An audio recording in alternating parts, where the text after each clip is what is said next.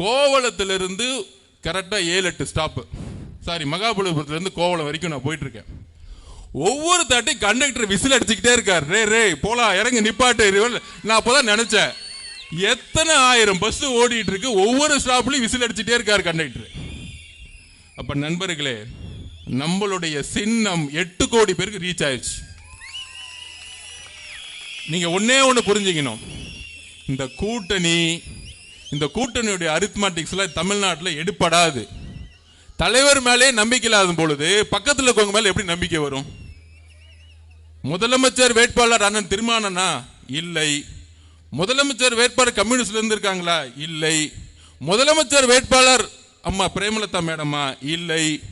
வேற யார் இருக்காங்க? முதலமைச்சர் வேட்பாளர் ஐயா வைகோ அவர்களா? இல்லை.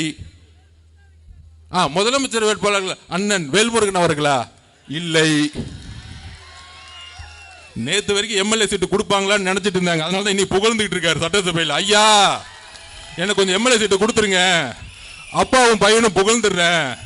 எம்எல்ஏ சீட்டு வேணும்னா எங்க தலைவர் விஜய் அவர்கள் திட்டா சீட்டு கிடைச்சிரும்.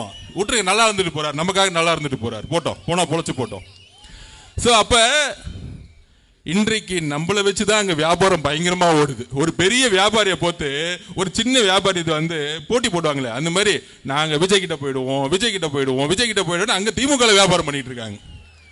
எங்க தலைவர் முதல் நாளே சொல்லிட்டார், 234 தொகுதியிலும் தனியா நின்று வெற்றி பெறக்கூடிய வலிமை எனக்கு இருக்கிறது. தொண்டர்கள் பலத்தை மட்டும் சொல்லல, மக்களுடைய பலம். தெளிவா சொன்னாரு, நான் வீடா போயிட்டு தான் கட்சியே ஆரம்பிச்சேன், நீ இனிமேல் தான் வீட்டுக்கே போறீங்க. அப்ப அஜெண்டா தெளிவு. நமக்குள்ள ஒரு வேக என்ன சொல்றாங்க, ஒரு டிவி மாயை உருவாக்குவாங்க.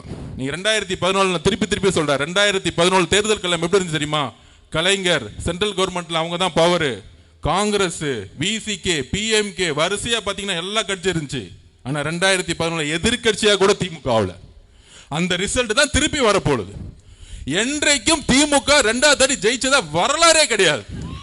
என்றைக்கும் வரலாறு கிடையாது. அந்த வரலாற்றை அவங்க அப்பனாலே உடைக்க முடியல, பையனால உடைக்க முடியுமா? கலைஞரால உடைக்க முடியல, ஸ்டாலினால உடைக்க முடியுமா? முடியவே முடியாது. அதுதான் வரலாறு சொல்லுது.